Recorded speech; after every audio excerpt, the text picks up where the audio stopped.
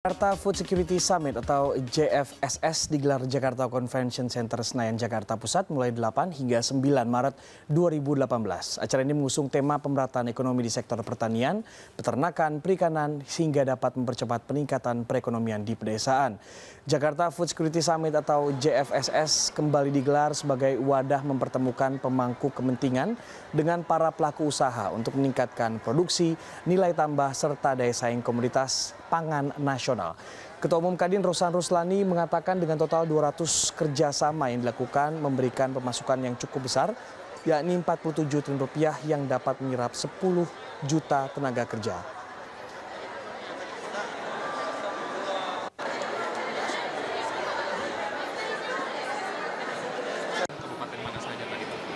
Ya, jadi dalam model Prukades ini, Bupati saya minta untuk menentukan maksimum 3 fokusnya aja supaya bisa jalan. Kalau terlalu banyak tidak akan jalan lah, tidak akan dikerjain. Dan minimum skalanya harus cukup. Nah, begitu fokusnya ada, saya dudukkan dengan beberapa kementerian terkait untuk pemerintah bisa bantu apa. Nah, setelah itu kita butuh off-taker-nya. Baru kita bawa dunia usaha untuk duduk sama-sama sebagai off-taker dan invest di pasca panen. Konsep dasarnya sama. Cluster, kelompok, ada cara bercocok tanam atau berusaha yang baik, ada soal benih atau bibit, ada soal off-taker, ada soal pendampingan. Udah, pemerintah pun itu yang kita kembangkan. Dan langsung saja kita bergabung dengan produser lapangan CNN Indonesia Novanaya Antaka di Jakarta Convention Center JCC Senayan. Selamat sore Naya, apa tujuan dari diselenggarakannya JFSS ini?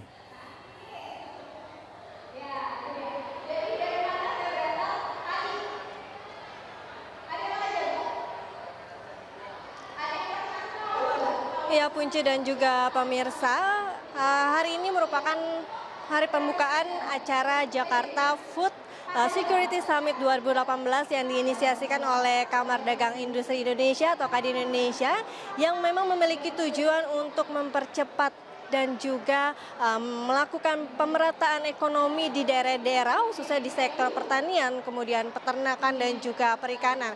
Dan untuk sektor pertanian sendiri juga Kadin dan juga pemerintah memiliki tujuan yaitu untuk meningkatkan swasembada dan juga ketahanan pangan.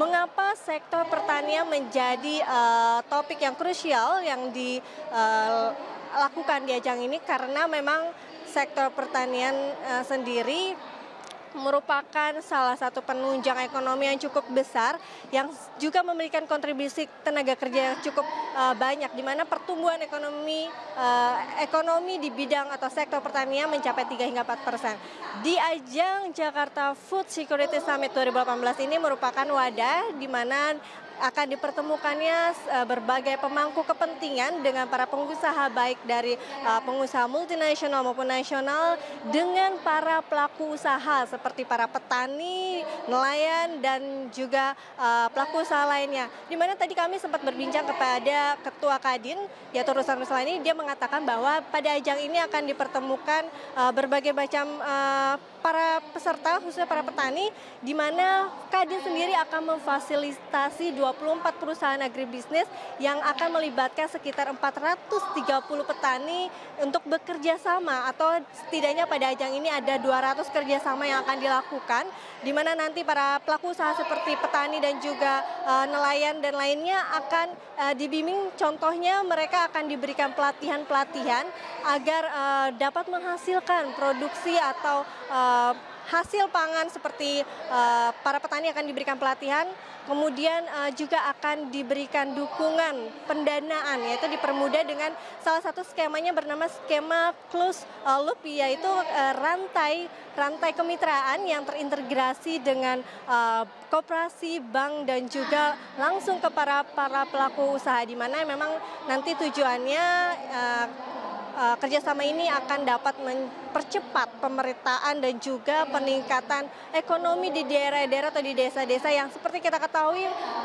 pemerataan ekonomi di desa masih banyak yang belum mengalami peningkatan karena berbagai macam faktor. Salah satunya adalah keterbatasannya lahan dan juga sumber daya manusia yang masih sangat minim, sehingga perlu diadakannya kerjasama baik dari peran pemerintah dan juga swasta untuk meningkatkan itu semua. Selain itu juga pada Jakarta Food Security Summit 2018 ini telah ditandatangani 200 kerjasama sehingga terdapat investasi yang cukup besar yaitu sekitar 47 triliun yang dapat menyerap tenaga kerja sebesar 10 juta tenaga kerja. Sehingga hal ini merupakan angin segar bagi perekonomian Indonesia, terutama Indonesia yang memang sangat memiliki potensi untuk meningkatkan peningkatan ekonomi di sektor pertanian, perikanan dan juga peternakan begitu. Punce. Ya, Naya, siapa saja menjadi peserta di JFSS kali ini?